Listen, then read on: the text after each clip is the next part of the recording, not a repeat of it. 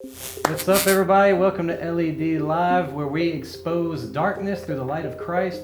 We're going to be talking about Mesmerized. Does the media really affect our minds? What do you think, Scotty? Ready to hear this? You know, this presentation really is coming out of all the questions that we get. If you read through any of our comments on any of our LEDs, you'll see people all the time going, you know what, I'm a Christian, you're a Christian, I can watch whatever I want to watch. And this presentation hopefully will set this answer straight.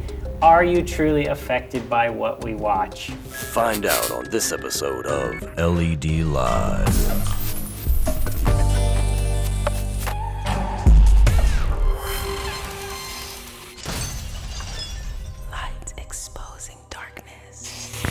All right, guys, so I titled this presentation Mesmerized. Now, Wow. Kendi, what does mesmerized mean? Mesmerized, when you're just like infatuated with something, like it's consuming all of your attention and senses. Okay, Yeah. so like you're kind of hypnotized, right? Yeah. Look at what the dictionary definition of mesmerized actually is. It says to hold the attention of someone to the exclusion of all else so as to transfix them, meaning literally you can't see anything else.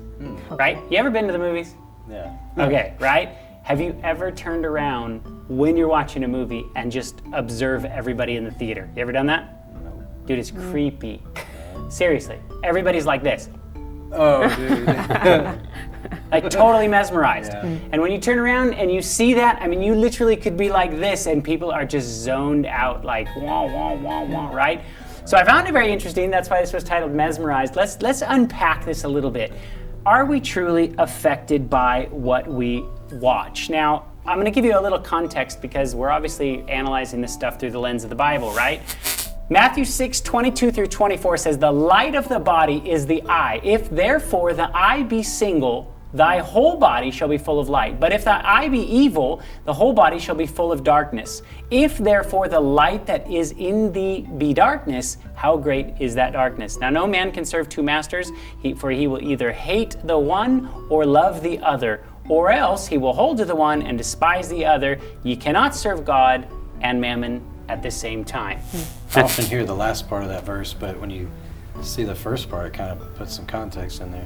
Yeah, everything that we have in our minds is taken in literally through the eyes, right? I mean, a big chunk of it. If you're blind, obviously you get it through the ears, but a big chunk of our worldview comes through our eyes.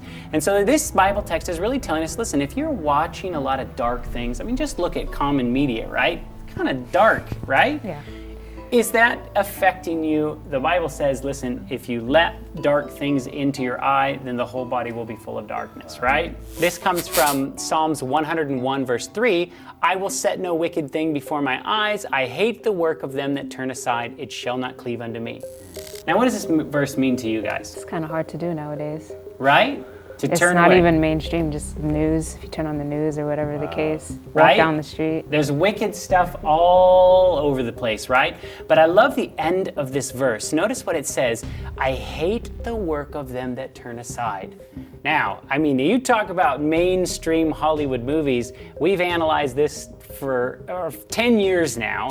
There's been a lot of content that Little Light has put out that is showing that these guys are literally turning people aside from a particular belief or your understanding of God. This is a piece of advice from David. Proverbs 23:7 says, "As a man thinks in his heart, so is he." Now, when the Bible describes heart, it sometimes interchanges what we think in our minds, obviously, right? What you think in your brain makes up who you are. So, do you think that if you put things into your brain, it's going to affect who you are, right? Our bodies we're like a computer, and our brain is like the software. So a computer doesn't really do any good unless you got Windows or some kind of operating system on there. But if that operating system has like little viruses and stuff, it starts acting up. And I mean, that's kind of like what's going on with us when we're putting all this stuff in our mind. Thoughts become actions, actions become habits, habits become our character, and our character becomes our destiny. Have you heard this? Mm-hmm. Very interesting, right? What you begin in your brain, if given the time to its logical conclusion, will ultimately affect your destiny. Wow. And that's why we're even discussing some of these movies and these topics and stuff. I'm going to give you a little graph here. This is the American use of time, what actually people in the United States do with their time. This was taken from Time magazine. People generally sleep about 8.9 hours out of the day. People generally work 5.75 hours out of the day. People that play sports, play video games, watch TV, that's kind of what they're lumping together for leisure time. They spend about 3.5 hours, so that's 3.5 hours out of the day. I want you to notice the little pink line right here. People on an average spend 0.2 hours out of the day in religious activities. That's reading the Bible, that's going to church, that's doing things, right? That's so little compared to the big chunk if you're watching TV. So 12 minutes. 12 minutes. Mathematician in the room. 12 minutes you're spending as opposed to 3.5 hours of doing something else. That should tell you a little something. We covered this in Selfie, the documentary, but I thought it was appropriate to bring it up here. CNN put an article out that was saying teens nowadays are spending on average 9 hours a day playing with media. 9 hours a day. Kendi, what can you do with 9 hours out of the day? Quite Every a day. bit. So give me 9 hours a day out of 4 years, what could you become? Wow. Yeah. That puts it into perspective, right? For sure. The more we play with this stuff, that We spend 8 to 9 hours a day here and make this channel come alive and all that. I mean, you could have your own YouTube channel, is basically what you're saying. Rather than just watching YouTube, you could have your own YouTube channel. Yes. So here's a little video clip that talks about this, how much time teens are spending.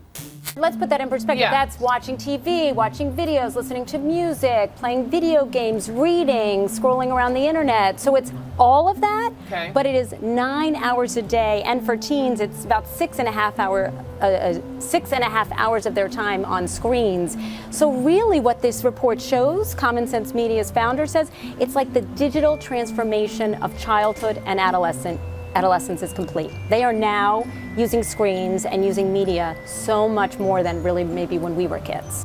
I know for me, every morning I always watch TV. When I'm doing my homework that maybe I'm a little bored of the topic, I have to listen to music to get motivated to do it. See, So wow. kids in my generation have to do stuff like that. I don't speak for myself.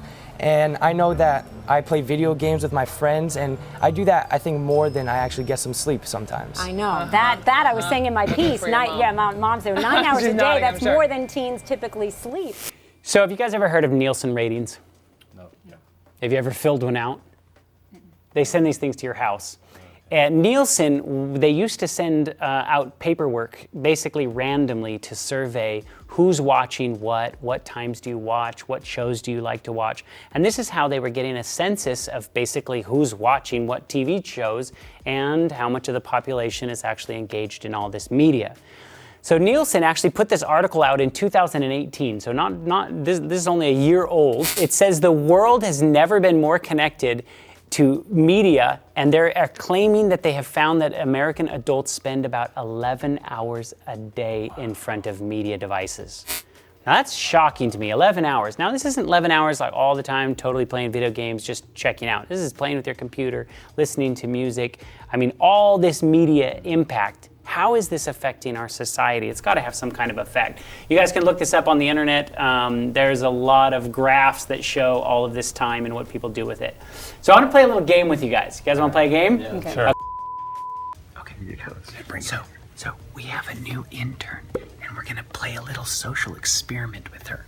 This is actually called the Solomon Asch experiment, where if you have the group picking which line matches the first line, if everybody in the group picks the same thing, even though it's wrong, the likelihood of the one controlled substance or one controlled person that does not know what's going on, that will pick the wrong answer just because everyone else did. So we're gonna test this in the real world setting here today. Hopefully this works. She's a graphic designer, so if this actually works, Just gonna show how powerful that is. can you hear me speaking in there? Probably not. There's little buzzes and things in there. But this will This go will be over cool. really well if we can pull this off. Yeah. So I want to play a little game with you guys. You guys want to play a game? Yeah. Okay. Sure. Okay, and we're actually gonna ask our newest intern to step in here. Okay, Michelle, come on, set here. We just need a lot of input here. Yeah. So this is a little game I want to play with you guys. I want you to match the line that is over here on the left side of the screen. I want you to match with the right side of the screen and give me your answer. Which one do you think is actually the closest to the thing? Go ahead, Keith. A. A. Go ahead, Kendi. A. Mikey. Yeah. Michelle. A. Okay. Go ahead. I'm gonna say A. Okay. Kendi. Yeah, I'd agree A. Okay. A. A. Okay. Go ahead with this one, Keith. I'm gonna say C. Okay. Kendi. Agreed, C. Yep. C. Okay. Michelle. C. All right. How about this one, Keith? I'm gonna say matches with A. Okay. Kendi. A. A. Mikey. Yeah. That's A. A. Okay. You picked A. Oh, wait. You picked A. Yeah. Did you say? Yeah. Yeah. So A is not the right answer. Now, That's pretty clear to me too. what I think is very interesting to me is this is actually called Solomon Asch's conformity experiment. So what happens was I brought Kendi and Mikey and everybody into the room before, and I showed them this, and I had them pick all of the right answers. And the last one I told Keith, I said, actually pick the wrong answer, and I want everybody to follow suit with what Keith did, and you actually picked that answer because everybody else in the room picked that answer. Now this just proves the point. I'm curious though. Did you have any skepticism? I mean, I was confused between A and B, but it looks so similar, so. Yeah. But after everybody in the group decided that, then you second guessed yourself, right? Yeah. Now I found this very interesting because Mikey actually brought this up. You're a graphic designer. Mm-hmm. Yeah. So you actually probably are used to staring at lines and spaces and stuff like this. So the fact that you conformed to the group is interesting to me. Yeah. Pretty powerful. That's I pretty know. powerful. Thank you for stepping on. You Okay. can go back to shooting. So I want to show you this. There is a thing called social conformity that is very, very fascinating. Now check this out. You guys have heard of this elevator I experiment? didn't know it was this old. Oh my goodness, this has been around for a long time. Check this out. This is absolutely hilarious. The gentleman in the elevator now is a candid star. These folks who are entering, the man with the white shirt, the lady with the trench coat, and subsequently one other member of our staff, will face the rear. And you'll see how this man in the trench coat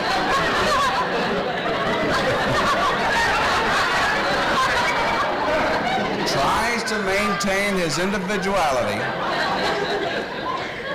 but little by little,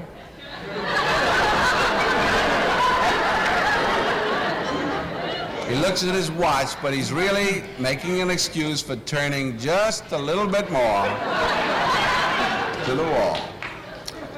Now we'll try it once again. Here's the candid subject. Here comes the candid camera staff, 3 of them at least. And this man has apparently been in groups before.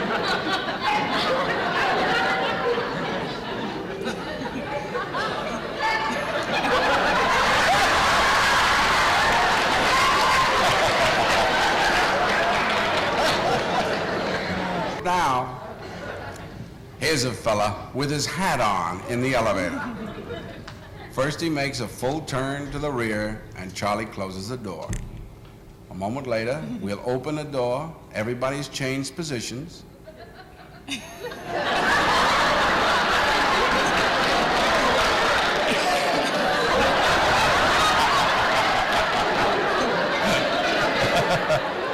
Now we'll see if we can use group pressure for some good. Now, in a moment, on Charlie's signal, everybody turns forward. Notice they take off their hats.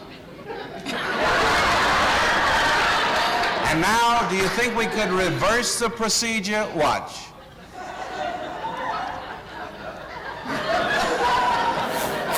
That's You've got to amazing. know. After all of that, No, no. you know what's fascinating? He was the youngest. Yes. You Yeah, see he how was. impressionable the youngest one Yeah. was? There's a reason why I chose Michelle when she came in here. Because you guys are already kind of like have your own voice and you're already, you know, at this stage where you're, you know, okay, I can disagree with this guy or whatever, right? But Michelle coming into the group is new to our group. So she's going to look at the group mentality and she's going to follow what the group's doing. And I found there's so many things on the internet with this time and time again. This happens over and over and over again. Now here's the same example. This is pretty interesting. Everybody in the room is aware of the joke in here, but there's one person that does not. Check this out. Take a look at this crowded waiting room. These people may appear to be waiting for the eye doctor, but they're actually waiting for the first test subject in our hidden camera experiment. And here she is, right on time for her 12 o'clock appointment. Hi, how are you doing? This woman thinks she's here for a free eye exam. Have you been here before? No, it's my first time. What she doesn't know is that everyone else in this room is working for us. They'll be with you in just a couple minutes. Today we're running an experiment on social conformity, and the test starts now.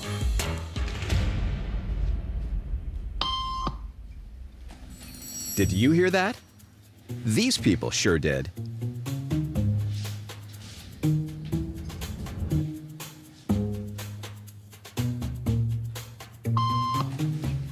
It doesn't take long for our test subject to notice a pattern. Beep means stand up.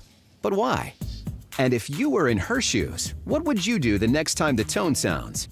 While you might think you make your decisions all on your own, when it comes to peer pressure, all too often, your brain is just following the crowd.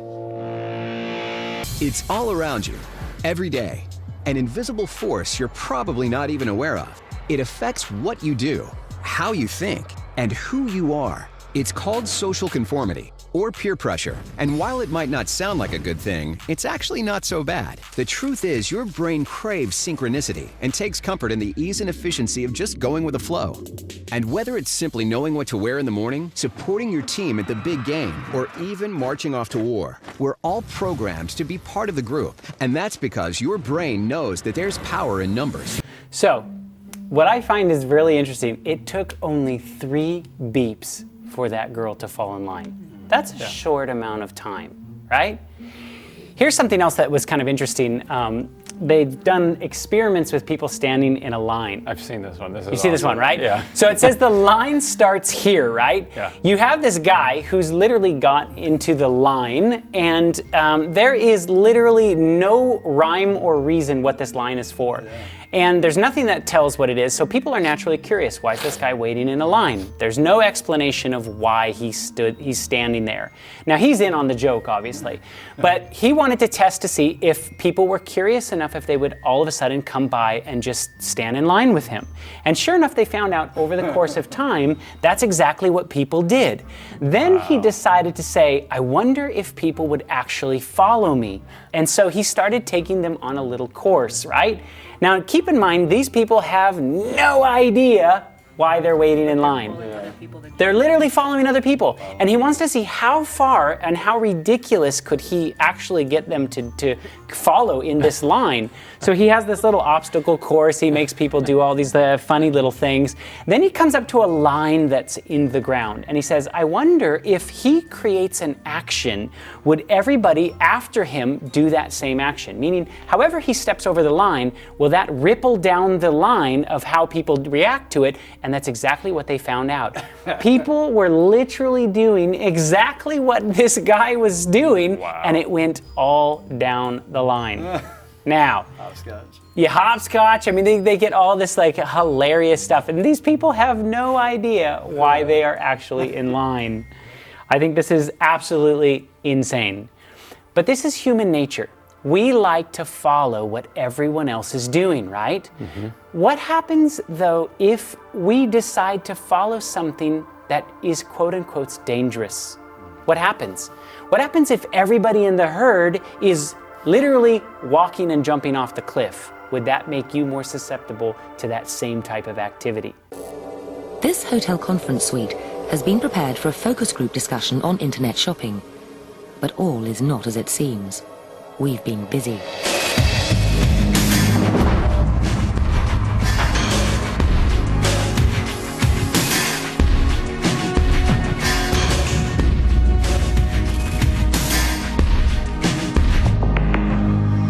place is rigged with 4 hidden cameras and 6 concealed microphones. And psychology professor Dominic Abrams is watching from our control room, which we've built in an adjoining suite. Now it's just a question of sitting and waiting. Right, so this is a questionnaire all about kind of shopping habits and everything here. So just move that off your chair so you can see. Our first participant is Mary Mizuno, a London student who thinks she's arrived early. What she doesn't know is that behind this door there's about to be a serious fire in the hotel kitchen. Or at least the illusion of one, created by a smoke machine and some sound effects. What will she do?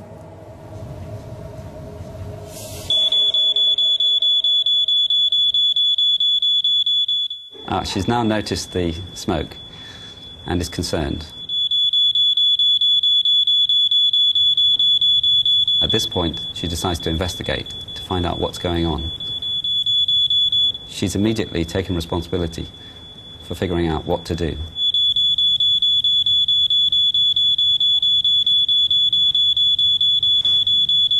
Mary does the sensible thing and evacuates quickly. She even leaves her bag and coat. As I've never been in a fire situation before, I tried to remember the kind of things that you're supposed to do, so I left my stuff and just went out. But Mary was on her own. This time, we've planted 7 actors who are all in on the experiment. We've said to them, when you see the smoke, do nothing. Our second participant is Lauren Heffernan, also a student. What will she do? In this situation, she'll be following a script. The script is partly written in her mind. It's a script which is borrowed from things like sitting exams.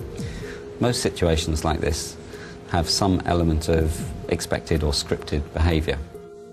But what will happen to her script when we make a slightly unusual situation very unusual? Nothing to start with, so we get her attention. Now, how long before she dashes out of the room? Okay, question. How long until she actually leaves the room? Like, you want a time? Guess. 15 seconds. Keith. I'm skeptical that she's gonna leave the room. Mikey? 1.5 minutes. 1.5 minutes. So we've got a full range here of she's gonna get up quickly, 1.5 minutes, and she's not gonna leave at all. She's gonna leave. Watch this.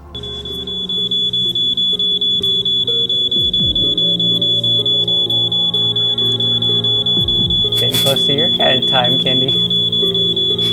Oh, still there. She's checking increasingly to see what the other people are thinking.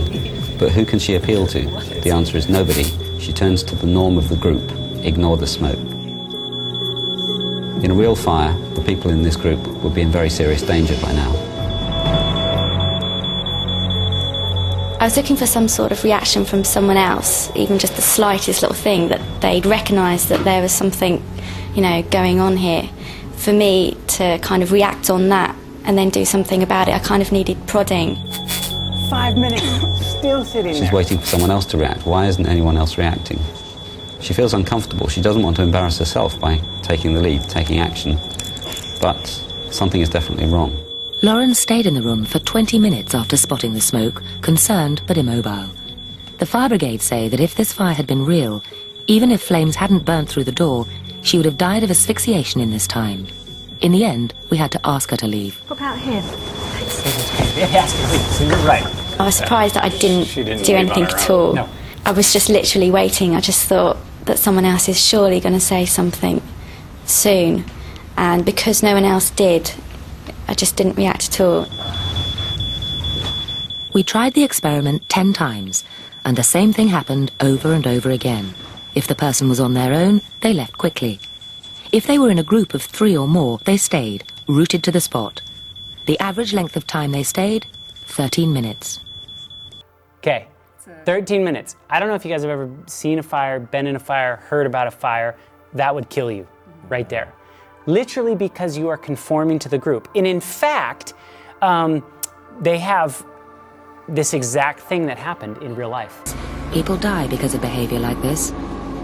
In 1979, a blaze at Woolworths in Manchester killed 10 people.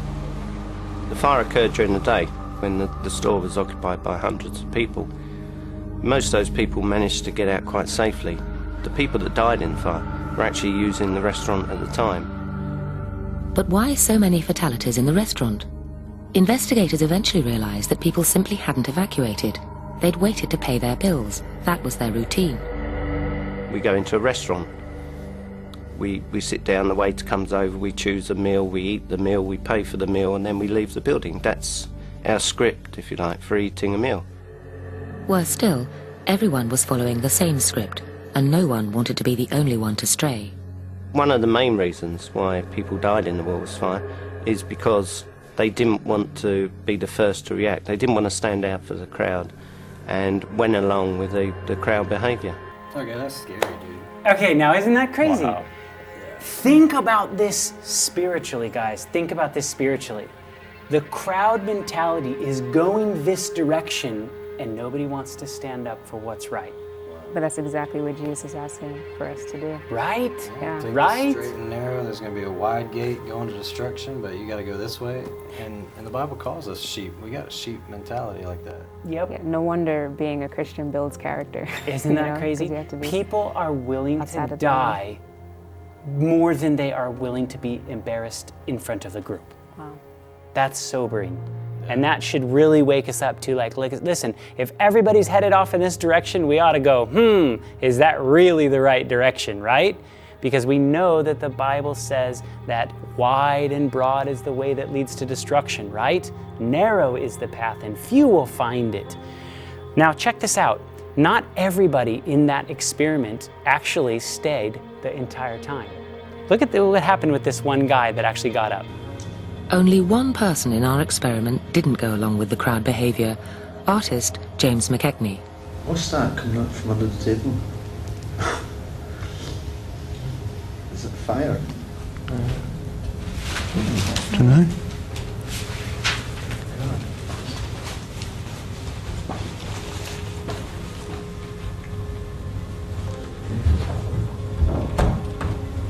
That's fire. We should just wait till she comes back. Yeah. She said just to wait here, didn't she? What? What's that? What is that? I don't know.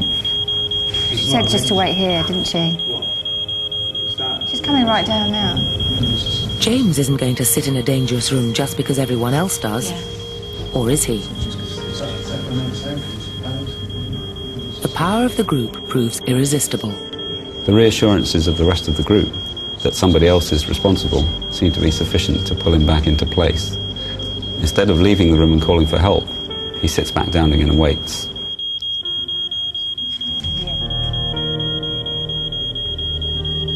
Now everybody's looking at the smoke, but in some ways that gives the group even more influence. After all, if everybody can see the smoke and no one's panicking, well, it would be crazy for him to do it too. James stays in the room for another 10 minutes before finally leaving. In a real fire, he wouldn't have been able to leave. He'd have been unconscious and close to suffocation. It's interesting that they try this, what did they say, 10 times. There's this one guy who reacts differently. I've always been told that when you have a crisis situation, you have about 10% of people panic. 10% of people rise to the top and say, this is what we need to do. And the other 80% of the middle looking around and saying, what are we supposed to do? All right, where's the leader? Yeah, where's the leader? Because they're just kind of like, you know, that's why drills are important. That's why practice is important. You know, like, for example, you go to church or school or what have you. When you do those evacuation drills for a reason, so that when that situation happens, everybody knows exactly what to do. You go down this hall, you go down these stairs, and you go out to that spot. Because otherwise, right, if everybody just sits there. I mean, I went to school in Southern California for the first, few years of my life, and we did earthquake drills, yeah. Under the desk. You get under your desk. I mean, and I remember even being in an actual earthquake, and you had to get out, you know. So if you don't practice and you don't make your mind go into those situations and think, you're just going to be standing around looking like, what am I supposed to do? Right? Isn't that interesting? And if you apply this spiritually, think about how many times somebody stood up for right and the rest of the group goes, no, sit down. whatever, close your mouth, stop talking about that, and how much that silences the person in the room. And they'll literally go back into the boiling pot like the proverbial frog and literally die. Yeah. That's crazy. With Jesus and Barabbas, you know? The crowd went out. Everybody, yeah. And the devil knows that we all act like this. So we showed this clip in Magic Kingdom. It talks a little bit about our brains, mirror neurons, what's going on. But I want to bring this back into the picture because it has a lot to do with the influence of why we watch and repeat what we see. This is brand new science. This is just out of the lab. We may have some special circuitry in our brains that helps us whenever we look at each other. Well, as it happens, scientists have an explanation for this strange ability to connect. It's new. And it began entirely by accident at a laboratory in the lovely old city of Parma, Italy, where a group of brain researchers was working with monkeys. And they were testing a neuron, that's a brain cell, that always fired, made this sound, whenever the monkey would grab for a peanut. So the lab had all these peanuts around, and whenever the monkey made its move, the neuron would fire. Scientists thought, now here's a neuron that is essential to motion. It's a motor neuron. Then one day the monkey was just sitting around, not moving at all, just sitting, when a human scientist came into the lab. And when that scientist grasped the peanut, the monkey's cell fired. Now, the monkey hadn't moved. It was the human that had moved, suggesting that this neuron up here couldn't tell the difference between seeing something and doing something. Seeing and doing were the same. Or more intriguingly, that for this neuron, watching somebody do something is just like doing it yourself. To demonstrate, he put me into this very powerful fMRI brain scanner that can peer into the brain while it's working. And he gave me some goggles so he could show me pictures when I was in there. So you can see here the eyeball of Robert. And once he had a good view into my brain... Nice looking brain. Thank you. Robert, you're not supposed to talk when we scan you, all right? Sorry. Then he said, okay, I'm going to show you a bunch of faces. And for each face, I want you to imitate it. So I did that. Then he recorded my brain while I moved my facial muscles. We're going to do right away another one. Okay. Then he said, okay, same faces, but this time, don't move a muscle. Just look. So I looked. When we checked the results, oh, there's my brain. I've never seen my brain before. This is your mirror area. Jacoboni says that the part of my brain that's working when I make a face, the same part gets busy when I see the face. So right there, you know what that tells me? That tells me that literally what we see people do in our brains neurologically is as if it's happening inside of our brains. Now think about that. If you like murder movies, robbery movies, you're watching sorcery, witchcraft, you're watching sexual immorality, you're watching all these kind of things. To your brain, even though you're not the one doing that activity, you're watching someone else do it, but neurologically, it's as if you're doing it yourself. That's what this experiment shows. Now listen to this. There is also a thing called the cult of celebrity worship. You guys ever heard of this? It is nearly impossible to walk through the supermarket or convenience store without being bombarded by images of celebrities acting out. Just this week, tabloid favorite Lindsay Lohan had yet another brush with the law. But what impact is this misbehaving mayhem having on your easily influenced kids? Dr. Drew Pinsky, host of Celebrity Rehab, is also the co-author of The Mirror Effect, How Celebrity Narcissism is Seducing America. Dr. Drew, good morning. Good morning, thank you. So, obviously you're the expert in treating celebrities, but you also studied them. So tell me what you found and what the mirror effect is. Well, there's two things. One is the study, which is something Dr. Mark Young and I did. He's from the Marshall School of Business at USC, and he and I realized that celebrities really are not rendered narcissistic by virtue of being a celebrity. They come to their celebrity status with a lot of pathology, and our research proved that. Then we wrote this book that was published a couple of years ago. We wrote this book off of that research, where we sort of coined the term the mirror effect, which is the potential of our kids to really mirror the misbehavior of celebrities that we are bombarded with in the media today. So you say in the book that celebrities you know, they really lead the way. Teens admit to copying tattoos and things. They sure do, right? Well, there's something called social learning, which is one thing humans do is that they learn from other people's behavior and they model that behavior. And in our culture today, two things have happened. It was almost really a perfect storm, in that there's been sort of a turn towards narcissism in all of us, really. It's something that's sort of a trend that's happening. And the kinds of people that we now elevate to really deity status are severe narcissists, our research has shown, and their behavior reflects that. The problem is that the most prone, the most vulnerable amongst us tend to be the ones that model that behavior at the same time in which the celebrity and the media industry have gotten together and bombard us with these images. So it's really kind of a perfect storm right now. Give me a little comment So on this. what celebrity did you idolize? I'll tell you what, when I wanted to be in Hollywood, I wanted to be an actor, I literally wanted to be like Brad Pitt. I'll tell you a funny story even of the whole Brad Pitt thing. There was a movie called Fight Club. Don't know if you've ever seen it. Yeah. Fight Club, old movie that came out in the early 2000s. And Brad Pitt wore a fur coat in Fight Club. Yeah. I went out to a thrift shop, no joke, bought a fur coat. I would wear this fur coat out in public. I think of it now and I'm just super embarrassed. I'm like, oh my goodness. Like, I wore a girl's fur coat because I saw it in a movie. So I can identify with this on a personal firsthand. I dressed like Marilyn Manson. I wore girl things as well. I mean, seriously, I've seen pictures of Mikey. Like, this guy was Marilyn Manson's double. Yeah. I think music, you said Brad Pitt, so that's interesting, but I think music is even more influential in people's fashion and tattoos and things like that. Like, I know people would probably like get the same tattoo Lil Wayne had or something, you know? Right. Right. So I think celebrities have a massive influence over us in our culture. And I would say it really depends on what culture you're in, because I've been told, I have some friends that have gone to Korea. They say it's the weirdest thing. You watch TV and it's not supermodels and attractive people and all this that are selling all the advertisements. They said it's older Korean men.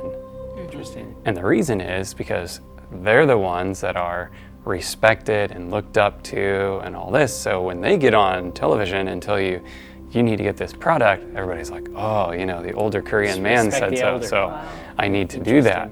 And so depending on what culture you're in, this can change. But I guess my question is, and maybe you're going here later, think about when you're a teenager, the amount of peer pressure there is to do certain things, right? Kids are at school, and maybe after school they invite you somewhere, and you know, you find out, you know, somebody had an older brother or older sister, whatever. Somebody brought the alcohol in, you know, somebody got a keg, somebody got a 12-pack or 24-pack or whatever. And there you're faced with, now what do I do? Because it's the same situation. Everybody around you is now doing this. Are you doing that? Are you taking that first drink because, well, I don't want to feel awkward. Yeah. I don't want to look weird. It gets a lot easier to, when you're older, like our age, to just say, oh no, I'm good, I don't drink or whatever. And people don't even like pressure you like that. But when you're a kid, man, to say that, they'd be like, oh, you goody two shoes, you can't take a drink. I mean, and that's where that's where it starts, you know. If you make it to adulthood without drinking, then you might not ever drink. But if you start out, you could get hooked. Peer pressure nowadays with social media is literally like peer pressure on steroids. It's magnified. And now that we can share not only pictures of what everybody's doing, think about that. You had to go to that party and be involved in that small group. Now, all you gotta do is be friends groups with them and see the picture, and it's like all of a sudden like, I wanna have a party at my house with alcohol, you know what I mean? That's what the peer pressure does. So I want you to think about these kind of influences when you even just look through the titles of movies. I just took a screenshot of some of the movies that came out a few years ago. This one's called Act of Violence. Is that something that a Christian really should, you know, be involved in? The Bible has a lot to say about that, right? Matthew 5:21 and 22 says, you have heard of them said of the time of old, thou shalt not kill, whosoever shall kill shall be in danger of the judgment. But I say unto you that whoever is angry with his brother without a cause shall also be in danger of that judgment. What this verse means is, listen, you don't have to actually go through with the act of killing. If you kill someone, you're in danger of the judgment of killing. But the Bible here, out of Jesus' own mouth, says, listen, if you just are simply angry with your brother, that same sin is attributed to you, right? Think about this. sexual immorality is rampant in Hollywood, right? Here's a screenshot of a film that came out a few years ago. It's called Permission. Kendi, what does it say at the bottom of this? How can you be certain he is the one if he is the only one? Now, tell me what you mean by that. What? What do you mean by that? Like, how can you be sure that this person is the one if they're the only one you've been with? So might as well go and try all the flavors. I mean, how do you know you like vanilla? If all of a sudden you've got like Have you ever tried strawberry? Have you ever tried to mix them all? You know what I mean? Wow. Like, wow, if you just read the simple titles, right? But here, listen what Jesus says. In Matthew 5:28 it says, "But I say unto you that whosoever looketh after a woman to lust after her hath committed adultery already in her heart." Isn't this saying exactly what the research was saying? Exactly. You know, about your brain. You don't have to participate in something, but once you see it, once you visualize it, that's what's happening. Excellent correlation. Isn't that interesting? Lining up with science. Science actually is beginning to prove those things that were written thousands of years ago.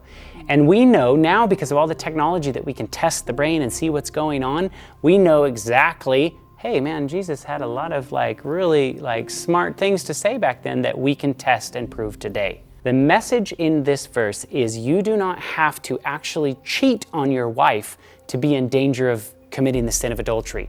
You literally have to just look at a woman lustfully and fantasize in your mind, and you have attributed that sin. The one thing we should probably clarify with people though is, if you get to that point, let's say you've gone down this road, you're like, okay, you've lusted after the woman in your mind, in your heart.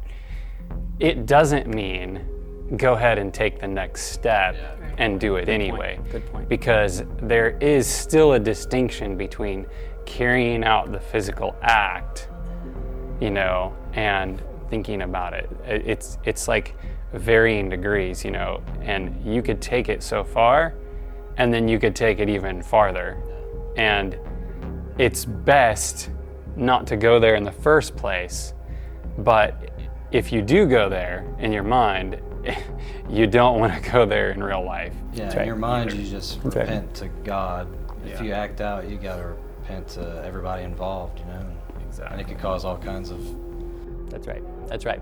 So I want to share with you another verse in Romans 1:32, and I think this really gives us a sense of how to navigate this idea of really observing sin and what correlation it has to us. Listen to what the Bible says. "Who knowing the judgment of God, they which commit such things are worthy of death." Meaning, listen, if I go and I rob a bank like these two guys, right? I'm worthy of the judgment of stealing, and I could get in trouble just like these guys could get in trouble in God's eyes, right? But listen to how the Bible even takes it one step further, and it says, not only those that do this same, but have pleasure in them that do them. Meaning, if I'm just sitting back and observing a bank robbery movie, and these guys are robbing this bank, and I'm going, yeah, man, this is so cool. Like, check out these AK-47s that these guys are running in here and shooting up the place like the movie Heat or something, right? I'm taking pleasure in someone else doing something that is worthy of that sin. So the Bible says something that I think is an interesting principle. It says, this is in Amos, and I don't remember exactly. I want to say 3 verse 3, but I could be wrong. Can two walk together except they be agreed? In other words, you and God need to be on the same page. Whatever God loves, that's what you should love. Whatever God hates is what you should hate. And by that I mean, when God says I hate something, it means I don't want that to exist because it's destroying my people. It's not that God is being hateful in the sense of, I'm God, I'm going to be mean and and carry out violence because I'm mean. It's in other words, I want to put that away from the universe. I don't want that to exist. I hate what it does to people. Yeah, hates the pain that it causes. That's a good way to say it. So when we think about our lives and what's being carried out in our lives, we have to think, do I love what God loves? Am I on the same page with God? Am I walking with God? The Bible says Enoch walked with God, right? Because him and God were on the same page, they wound up in the same place. If we're not on the same page with God and we just say, you know what, I really don't care what you love, God. I'm going to love what I love. You're putting your affections above what God has in plan for your life.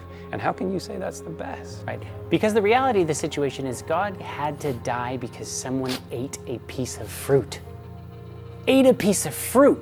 Like to me, that's like, really? Seriously? A piece of fruit. But what that really effectively did was set us on a course that was opposite than God. We did not walk with him after that. Starts out with something small. Something small, and God had to come down and die for that. So when we're watching things that are chock full of sin, like literally cinematic universe from Marvel, right? We went over this whole series in length in our last LED live on this whole topic. And, you know, we got a lot of things from Christians going, hey, I totally agree with you, but I'm still going to watch it. So that's interesting to me, because if we really truly are influenced by what we are watching, and they're sitting there slamming God nonstop, painting a bad picture of God, painting him that he's evil and all he wants to do is hurt and destroy you, right? How can that not influence us, especially when the entire world is wandering after this movie? Listen to this. This is the box office that they just had. As of July 1st, they have made nearly $3 billion on this movie. $3 billion worldwide. The world is wandering after this. Everyone's going to see it. But what if it's turning hearts away from God? Are you going to follow the group? Are you going to sit in that burning room with smoke all around because you don't want to stand up and literally say, nope, they're fighting against my God? We Right? got a comment from a mother who was kind of asking for direction, but she's seeing what we're saying, and she's like, you know, I'm trying to teach this to my kids, but man, it's like, when they go to their friends, oh, have you seen this movie? Like, and what are you supposed to say? No, it's bad. And you go back to the influence, right? Back to the peer Because pressure. all the kids are saying, yeah, we need to go see this. And that's all the kid hears and listens to. He's more concerned about what his friends think of him than what his parent has to say. Or what he thinks God thinks of him. But on a cosmic perspective, we're all in the same boat, right? Yeah. We Right. care more about what's going on in this earth and what everybody here thinks of us than what God has to say. How many of you guys have ever heard of Netflix? Yeah. No, I haven't actually. What's Netflix? You ever heard of that, right? I don't think there's a person in our country that probably hasn't heard of Netflix, but have you ever heard of the term binge watching? Yep. Describe it. Just watch a whole season. Whole season all in one session. Have you ever binge watched? Yeah. You have? Guilty. Keith, you know you have on YouTube. I don't think I've binge watched. I mean, not in the sense of like a TV show, like a whole season or anything. I probably have in the sense of like Lord of the Rings movies, like before the next one would come out, or Star Wars movies before the next one comes out. You go back and watch kind of the before others. Netflix. Yeah, you before the watched them all Netflix. in a row, right? Giving And those away my things are age. long. Those are like 3 hours long each. Yeah. So I found this article very interesting from NPR. They were discussing what does binge watching do to your depression. Right? Our world is suffering from depression. And listen to what this article says. Netflix and other streaming media services have become the crack of television, making it possible to watch entire seasons of shows like House of Cards or Orange is the New Black in one go. It seems like harmless fun, but headlines suggest that our binge watching habits could be making us more depressed and more miserable. Right? It's telling you, literally, if you binge watch, you are literally going to feel depressed. That's what that article was basically getting at. So are you going to talk about why? Yes. Okay. So New York Post, it wasn't just NPR that noticed this. New York Post, this is what Netflix binge watching is doing to your mental health, says New York Post, right? There's article after article that pop up on the internet. You guys can search this out forever, and there is tons of articles that talk about the more you binge watch, there is this correlation to the more you become depressed. Now, you guys have heard of the Laodicean Message? Mm-hmm. What is it? Lukewarm Christian walk, right? Sort of. You're rich, you're increased with goods, in need of nothing. Yep. And God says you need to do a few things to change that, because you're wretched, you're poor, you're miserable, you're blind, you're naked. You need to buy of me gold. You need to buy of me, white raiment. and you need to get from me some eye salve to correct those conditions. That's right. So I'm going to put the verse up here because I want to point something out that I believe actually, Keith, you pointed out to me one time. It says, I know thy works, thou art neither hot nor cold. I wish that thou were hot or cold, so that because thou art lukewarm and neither hot nor cold, I will spew thee out of my mouth. And because thou sayest, I am rich and increased with goods and have need of nothing, and thou knowest not that thou art wretched, miserable, poor, blind, and naked. Now question, Mikey, what does the word wretched mean? Oh, good one. I don't know, man. Just messed up. Kendi? Bad, like the lowest of the low, kind of just... Lowest of the low. Keith? I think it means, it's like a synonym for miserable.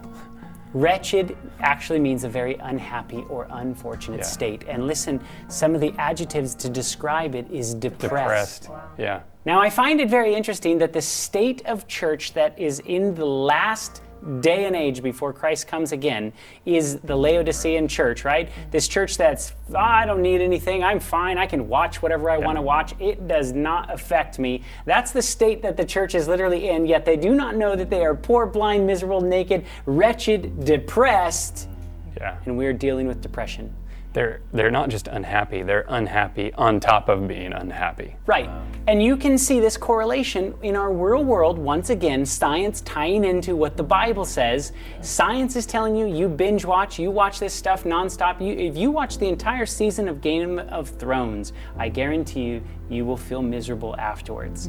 And that is the state that the church is found in. But I'm trying to find like the logic in the statement, it doesn't affect me. Because at the end of the day, if it didn't affect you, you wouldn't be paying to watch it. You wouldn't be enjoying it. So there's like this blockage of people not wanting to admit that they're being affected by this, whether it's good or bad. I don't think they're telling the truth. You are being affected. I hear people all the time say, if I'm talking about not smoking weed or something, well, I don't get high. Like, yeah, dude, why do you smoke it? Right, exactly. Why would you spend money to do that activity? And especially if it's illegal, risk getting thrown in jail for nothing? I think what it is at the end of the day is people want to believe that what they watch doesn't change their views. You know, whatever those views are. It doesn't change their views on God. It doesn't change their views on anything.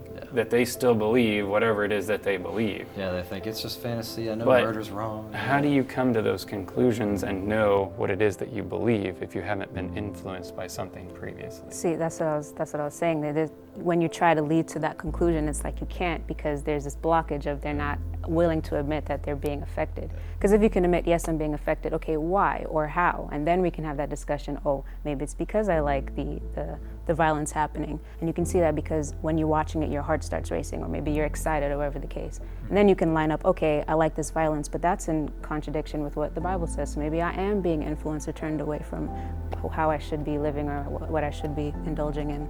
So, I mean, there's a process, and just like we're stuck here. Yep. You know? I mean, people really do enjoy violence. Like the video game has to be full of blood and you rip their arms off. Like, it's not fun unless it's super violent for some people. Yeah. Or those are the videos being shared around or getting the most views. But they also want to believe, and I think for most people, this is probably true. If I watch that, I'm not going to do that. If you're in a video game and you're blowing people to bits, it's true. Most people are not going to go out and go on a shooting spree.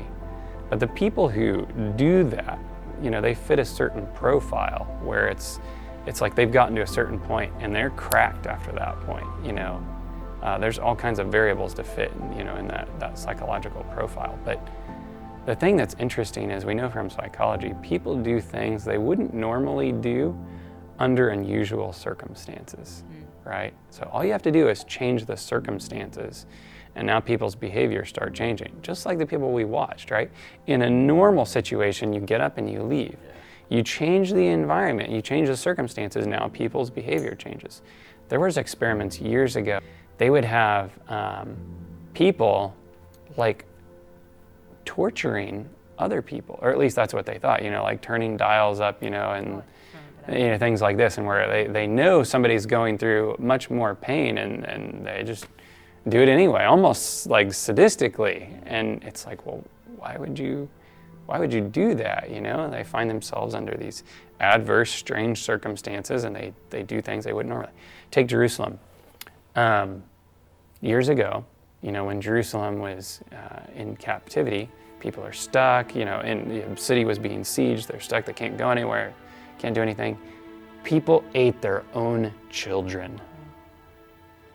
And nobody, right, in their right mind, under normal circumstances, does that, right? I think there's incredible evil inside of all of us human beings. I mean, that's proven with the Holocaust, that's proven with throughout the history of time. We are capable of sheer evil and people that you wouldn't normally expect it, right? So I came across this article with Lil Wayne and Nicki Minaj, and the state of Florida, says BET, they were, in the state of Florida, they were honored as Teachers of the Year. Teachers of the Year. So here's what's interesting to me about this. The article goes on to say that they were named Best Male and Best Female Teacher after judging them on several categories, deeming them more influential than teachers who actually commit themselves to children's education. You better bet these guys are teachers. What are they teaching your children? That's the question. They're teaching on a grand scale through the music and through the media, and that's why they were literally honored as that. I used to get Time magazine at my house, and I came across this article with Taylor Swift one time. So I'm always naturally curious about, you know, oh, what does this celebrity have to say? And in the article, Swift was commenting on the fans that all follow her music. And this is what she has to say. This is Swift speaking. Swift is happy to minister to them. I find that a very interesting word choice, wouldn't you say? They are discovering the music of it, how it tells them how they're going to live their lives and how they should feel and how it's acceptable to feel, Swift says. I think that's kind of exciting. You know what I find interesting about this? Is that literally the only people that don't think that the media is affecting them is the people watching it. That's right. Now, look at the next sentence. To her fans, she recently started speaking out on two connected matters of importance to her: the music business and feminism. Why is she speaking on those matters to her fans? Because she knows everything that comes out of her mouth, her fans are going to take notice, they're going to listen. She has influence, and it's going to change people's minds. That's right. So it's interesting to me when you, once again, and I know we keep hammering this point, when I hear people go, whatever, I'm not affected by what I watch. You go talk to any celebrity and they will tell you hands down, time again, they are fully aware of how much they're able to affect you and everyone else. And they make millions of dollars doing it. Have you seen that clip? I think it's Garth Brooks says he could tell the crowd to put their hands on the burning hot lights and they would all do it. Seriously. I mean, seriously. Time magazine did a study on the celebrity worship. Is it good for your health? This is what it says in the article. New scientific research has found that celebrity crushes are not only common, but maybe even healthy. A study published September 10 suggests that the act of celebrity worship may boon people's self-esteem. Now, Kendi, do you really think it'll boon and raise your self-esteem following celebrity? No. Why?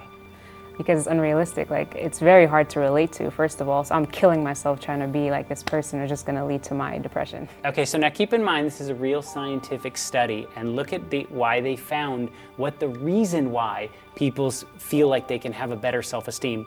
Because people form bonds in their minds with their favorite celebrities, they are able to assimilate the celebrity's characteristics in themselves and feel better about themselves when they think of that celebrity. So my question is, you got that jacket? Fur coat? I thought I did at the time, but now looking back, no, I look like a fool. My question is, can't you just apply that same principle to Christ? You certainly can. In fact, if you focus on a certain celebrity all the time, right, who do you want to be like? Like me, I wanted to be like Brad Pitt. I wanted to walk, talk, wear the clothes that Brad Pitt wore.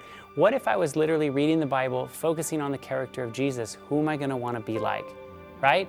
If that's who you are literally focused on and learning about and trying to understand who God is, you're going to want to be like him. If all you do is watch movies and these favorite superheroes are your favorite characters, and you know more about that superhero or that comic book character than you do the characters in the Bible, that's going to tell you something about where your life is going to end up. There's actually a comment, someone said something along the lines of, I understand what you guys are saying, but I think it's a little bit extreme, because that it can be wrong for someone who's spending all their time doing it. But what about someone who actually goes to church every week and is very involved? Yeah, using it in moderation, is very involved in everything church and they say they have a deep connection with Christ. And they only watch this, from time to time for entertainment. How can you apply all of that and that they're being influenced in that situation? I can answer that in a simple way of putting it in the context of my wife, okay? If you talk about my wife, we're gonna have some problems, right? I'm not gonna be very happy to have somebody in my life sitting there dogging my wife and telling her that she's, no good and this and that, and she's this evil person. No, I'm probably not gonna hang out with this guy if he does that. So why are you gonna hang out with a movie that's slamming your God? Interesting, okay. What's the point of that? Yeah, people like to throw out terms. I'm just gonna use a correlation before I make my point. They like to throw out terms in an interesting way. For example, the term theory gets thrown out a lot. Oh, it's just a theory. It's just some made up thing. In science, a theory is right behind a law, which means they're just waiting for, one or two more pieces of evidence and this thing is done, solid, decided. It's like gravity. But we toss it around in culture like, oh, it's just something somebody made up, like it's no big deal. When people say, well, I'm just doing it in, moderation in all things, they're not understanding what the Bible's talking about when it says moderation. It doesn't mean, you can take a little bit of something that's bad and just do that a little bit. What it means is complete abstinence from things that are bad, and the things that are good, don't overdo them.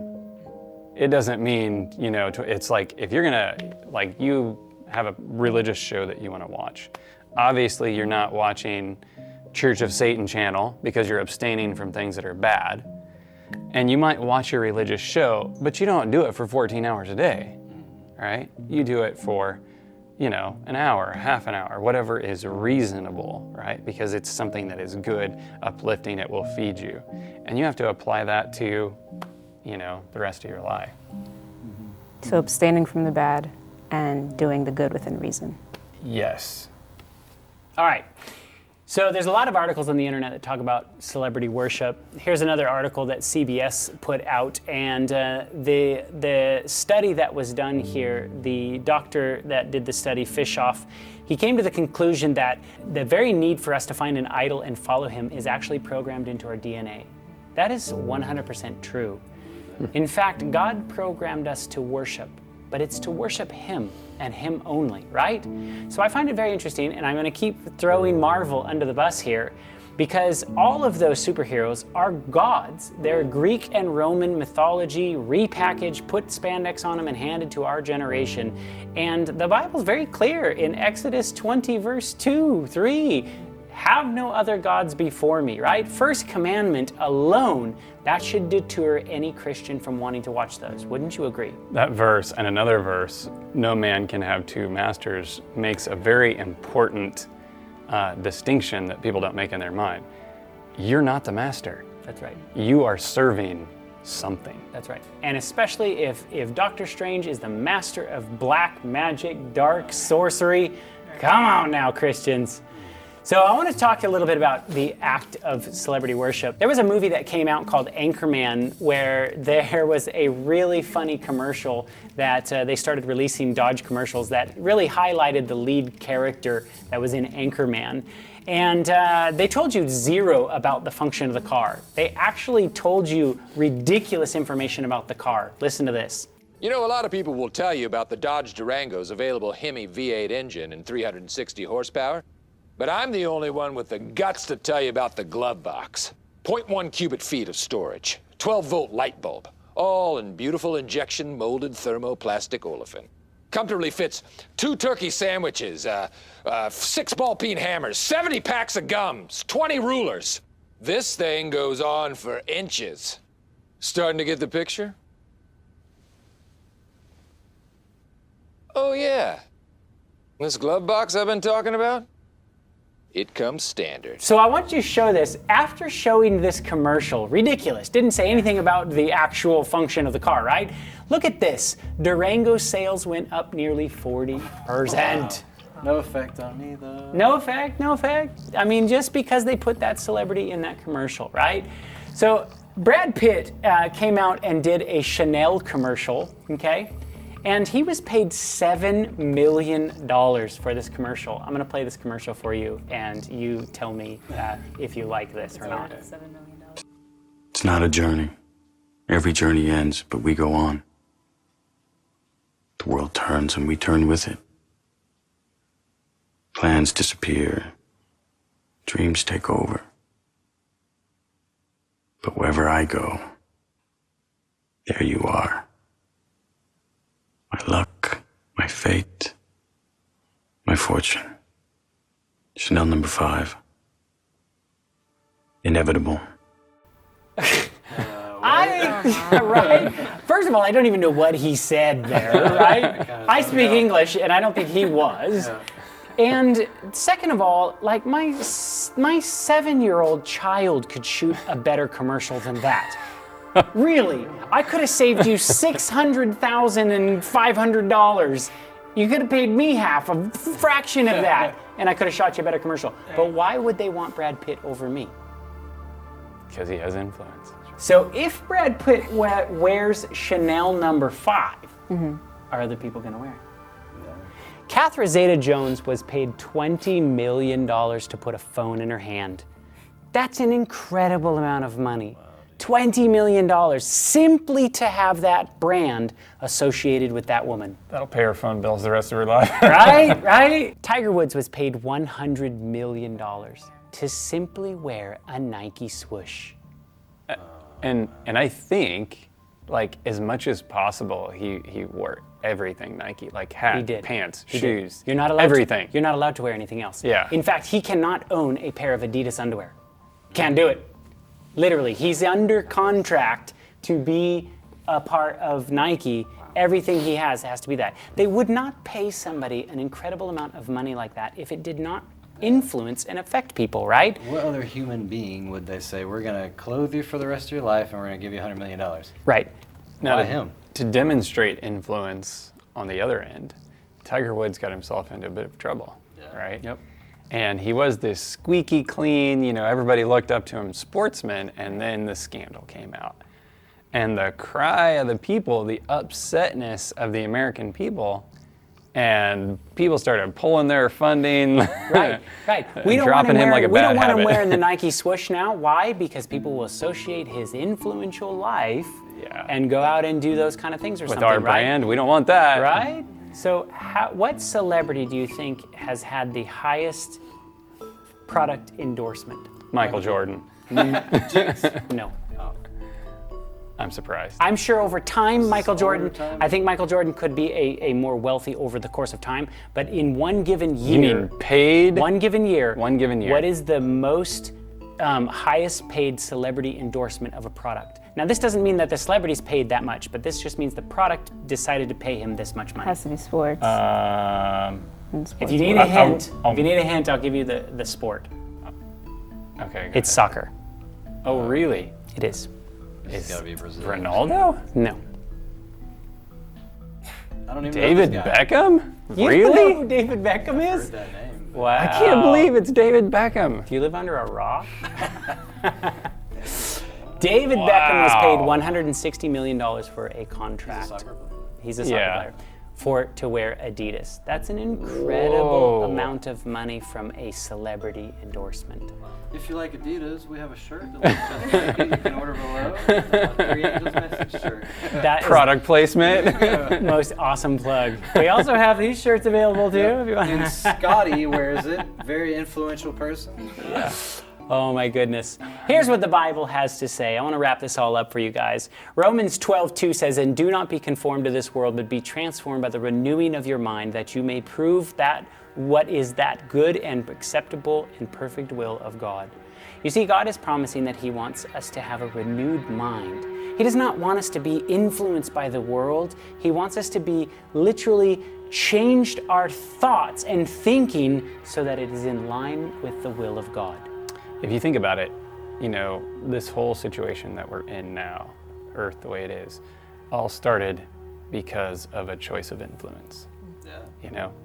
God gave us, He wants us to have our own mind. He wants us to have the ability to choose But then the grand influencer came in. Yeah, because right? Adam and Eve said, no, we won't eat it. Oh, yeah, it's never, I mean, can you even really trust that guy? And all these insinuations.